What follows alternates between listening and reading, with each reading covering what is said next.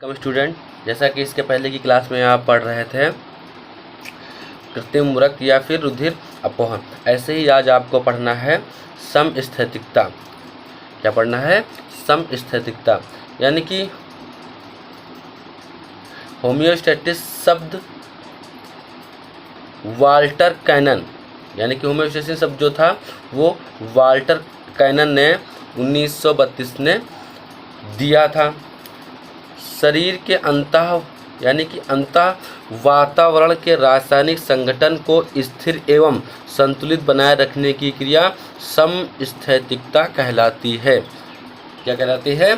समस्थैतिकता कहलाती है। कहने का मतलब ये हुआ कि शरीर के जो भी अंतः यानी कि जो आंतरिक वातावरण के जो भी रासायनिक जो क्रियाएं होती हैं या फिर रासायनिक संगठन जो होते हैं, जिनको क्या होता है शरीर संतुलित यानी कि एक प्रकार से बराबर या फिर मेंटेन बनाए रखता है या फिर संतुलित बनाए रखता है, ऐसी जो क्रियाएं होती हैं वही क्या कहलाती हैं? समस्थैतिकता कहलाती हैं। ऐसे ही ठीक उसी प्रकार से पादपों में उत्सर्जन यानी कि एक्सक्रीशन इन प्लांट, इसमें किस प्रकार से होता है? प्राणियों की भांति यानी कि प्राणी जो होते हैं उन्हीं की भांति क्या होता है? पादप भी अपशिष्ट पदार्थों का उत्सर्जन करते हैं। यह निम्न प्रकार से होता है।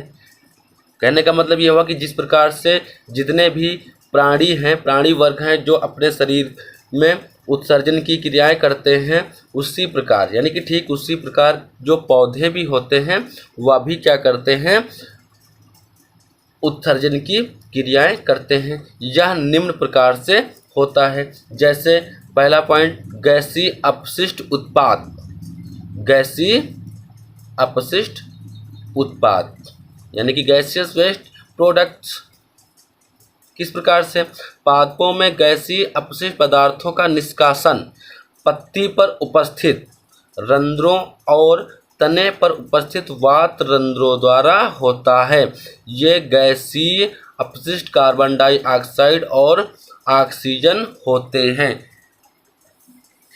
यानी कि इसमें जो मेन पॉइंट है वह क्या है कि जो भी पादप होते, जो भी पेड़ पौधे होते हैं, उनमें जो भी अपशिष्ट पदार्थ या फिर जो भी उत्सर्जन की क्रियाएं होती हैं वह किसके द्वारा होती हैं? पत्ती पर उपस्थित रंध्र और तने पर उपस्थित वात रंध्र के द्वारा होता है। इसमें क्या होता है कि गैसीय अपशिष्ट पदार्थ जो होते हैं वह बाहर निकल जाते हैं। ऐसे ही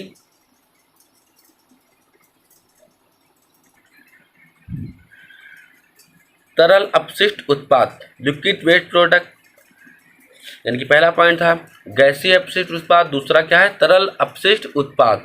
जैसे कि पादपों में श्वसन के दौरान यानी कि पादपों में श्वसन के दौरान वाष्पोत्सर्जन की क्रिया द्वारा अधिक मात्रा में जल निष्कासित होता है। क्या निष्कासित होता है? सबसे अधिक मात्रा में जल।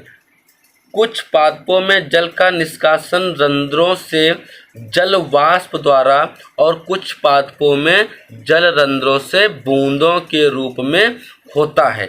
यानी कि बहुत से जो पेड़ पौधे होते हैं उनमें जो जल का निष्कासन होता है वह रंध्रों से जल वाष्प यानी कि रंध्र में जो जल वाष्प द्वारा और कुछ पादपों में जल रंध्रों से बूंदों के रूप में होता है। ठीक उसी प्रकार ठोस अपशिष्ट उत्पाद, सॉलिड वेस्ट प्रोडक्ट। पादप ठोस अपशिष्ट उत्पादों को कोशिकीय रिक्तिका और ऊतकों में संचित करते हैं। इसमें संचित करते हैं, ऊतकों में संचित करते हैं। जैसे अंतःकाष्ठ कुछ अपशिष्ट उत्पादों यानी कुछ अपशिष्ट उत्पाद पौधों से गिरने वाली पत्तियों, वृक्ष की छाल में भी संचित करते हैं। यानी कि जो वृक्ष की जो छाल होती है उसमें भी क्या करते हैं? ये संचित रहते हैं। लास्ट पॉइंट, उपयोगी पादप अपशिष्ट यानी कि निम्नलिखित, या भी क्या होते हैं? निम्नलिखित होते हैं। जैसे ओक वृक्ष के तने में टेनिन नामक एक अपशिष्ट उत्पाद संचित रहता है जिसका उपयोग चमड़े के शोधन में किया जाता है। दूसरा पॉइंट, पौधों द्वारा आवश्यक तेलों का उत्सर्जन किया जाता है जैसे चंदन का तेल, जैतून का तेल आदि। पौधों के द्वारा गोंद का श्रावण होता है जो कि खाने में, उद्योगों आदि में इसका प्रयोग किया जाता है। ठीक उसी प्रकार रबड़ पादप से प्राकृतिक रबड़ प्राप्त किया जाता है, जिसका उपयोग टायर उद्योग, चिकित्सा संबंधित दस्ताने, गुब्बारों आदि के निर्माण में भी होता है। तो यह उपयोगी पादप अपशिष्ट पदार्थ थे।